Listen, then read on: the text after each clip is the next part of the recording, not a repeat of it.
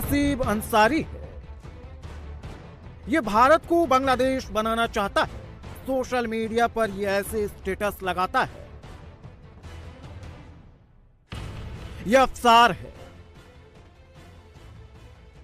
ये भारत की हालत श्रीलंका और बांग्लादेश जैसा करना चाहता है। इसका भी स्टेटस देखिए। हसीब भी पढ़ा लिखा है। अफसार को भी पता है क्या गलत है क्या सही है। ये दोनों की सोच है जो बांग्लादेश में तख्ता पलट को देखकर व्हाट्सएप स्टेटस में आ गई। लेकिन हसीब और अफसार दोनों ये बात भूल गए कि ये बांग्लादेश नहीं बल्कि उत्तर प्रदेश है। यहां योगी आदित्यनाथ की सरकार है। यहां फैंटम बनोगे तो सारी हैंकड़ी निकाल दी जाएगी। इधर इन लोगों ने भारत को बांग्लादेश और श्रीलंका बनाने का स्टेटस लगाया। अपनी कट्टरपंथी सोच को फैलाते उससे पहले रिएक्शन हो गया। पुलिस ने इन्हें धर दबोचा। यूपी में माहौल खराब करोगे, साजिश को अंजाम देने के बारे में सोचोगे तो इलाज भी यूपी जैसा ही होगा। इधर इन्होंने भारत को बांग्लादेश बनाने का पोस्ट डाला। यूपी में कानून व्यवस्था बिगाड़ने की कोशिश की।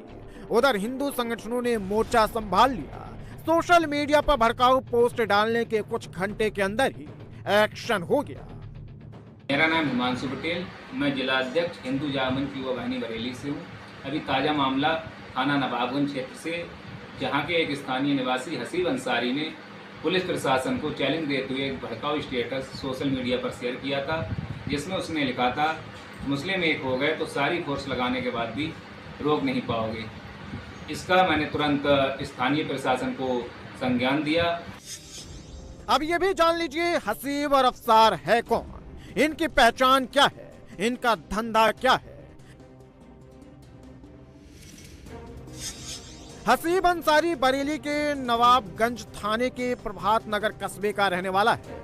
हसीब 12वीं पास है, लेकिन 8वीं तक ये मदरसे में पढ़ा है। आवारागर्दी करना इसका काम है और बांग्लादेश में तख्ता पलट के बाद हसीब अपने कट्टरपंथी सोच को रोक नहीं सका और जो जहर उसके दिमाग में भरी हुई थी वो जुबान पर चली है।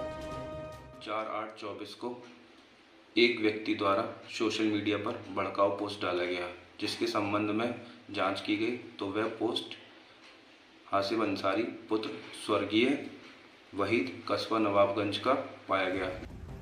हसीब अंसारी ने सोशल मीडिया पर भड़काऊ स्टेटस डाला तो उसकी कट्टरपंथी सोच और साजिश को आगे बढ़ाते हुए अफसार ने भी भारत को बांग्लादेश बनाने का पोस्ट डाल दिया। अफसार यूपी के बरेली के सिरौली का रहने वाला है। सिरौली में ही अवैध पैथोलॉजी लैब चलाता था। न डॉक्टर की डिग्री न ही लैब टेक्नीशियन की पढ़ाई, फिर भी अफसार झोला छाप डॉक्टर बनकर लैब चला रहा था और लोगों की जान से खिलवाड़ कर रहा था। लेकिन जैसे ही इसने अपने जिहादी सोच वाले स्टेटस को सोशल मीडिया पर डालकर माहौल खराब करने की कोशिश की, यूपी पुलिस और प्रशासन के रडार पर आ गया और अवैध तरीके से लैब चलाने के धंधे की पोल खुल गई।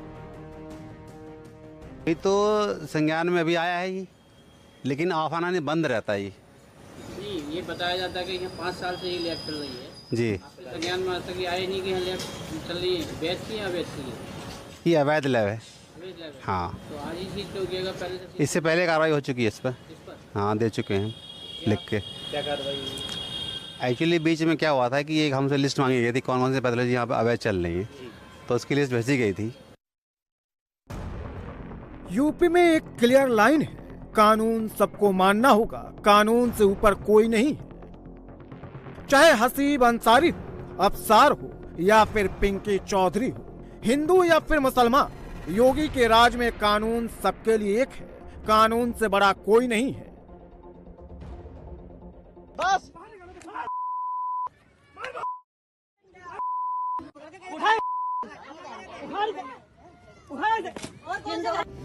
गाजियाबाद में पिंकी चौधरी ने लोगों पर लाठी चलाया तो योगी की पुलिस बिना जाति धर्म देखे एक्शन में आ गई और जेल में बंद कर दिया।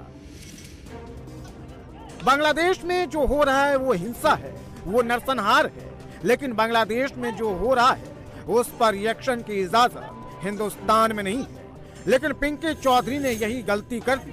पहले पिंकी चौधरी की धमकी को सुनिए।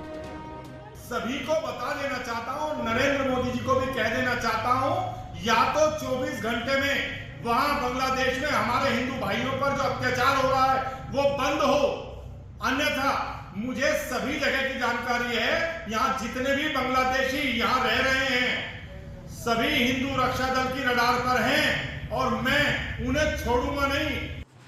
धमकी देने के बाद 9 अगस्त को पिंकी चौधरी दल बल के साथ गाजियाबाद के गुलधर स्टेशन के पास बनी झुग्गी बस्ती में पहुंच गया।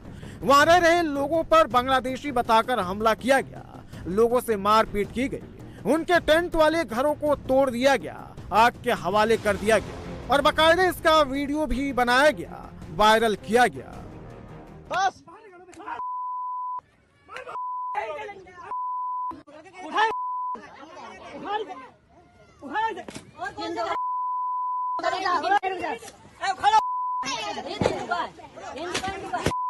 अरे ना ना ना हिंदू भागे।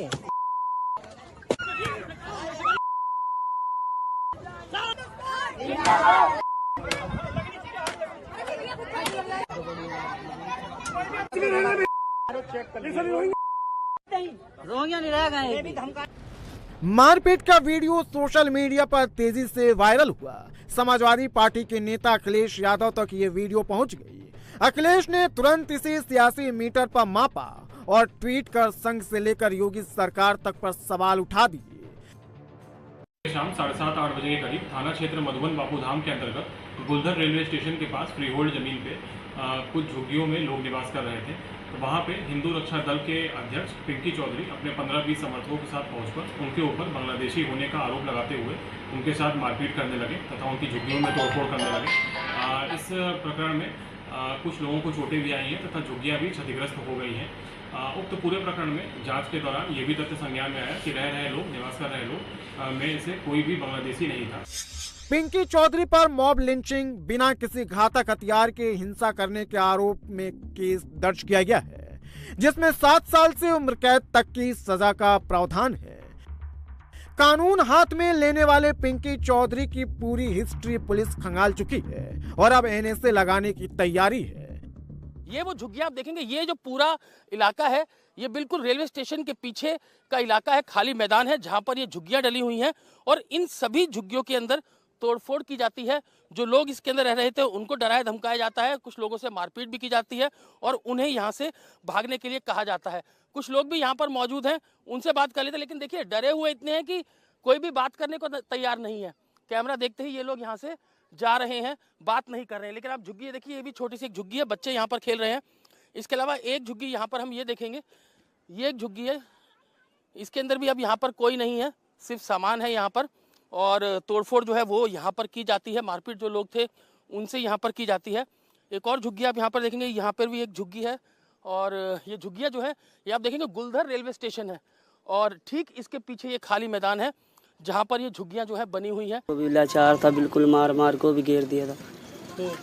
वो लोग कह रहे थे वीडियो की जो हमने देखा उसके अंदर कह रहे थे कि रोहिंग्या हो, बांग्लादेशी हो, जाओ यहाँ से छोड़कर। कह रहे बांग्लादेशी यहाँ पर, वैसे ऐसे नहीं बोला छोड़ के जाओ, सीधा आए कह रहे आपको हिंदू है क्या मुसलमान, उन्हें मुसलमान बता दे, बस इतने मारना स्टार्ट कर दिया उन्हें।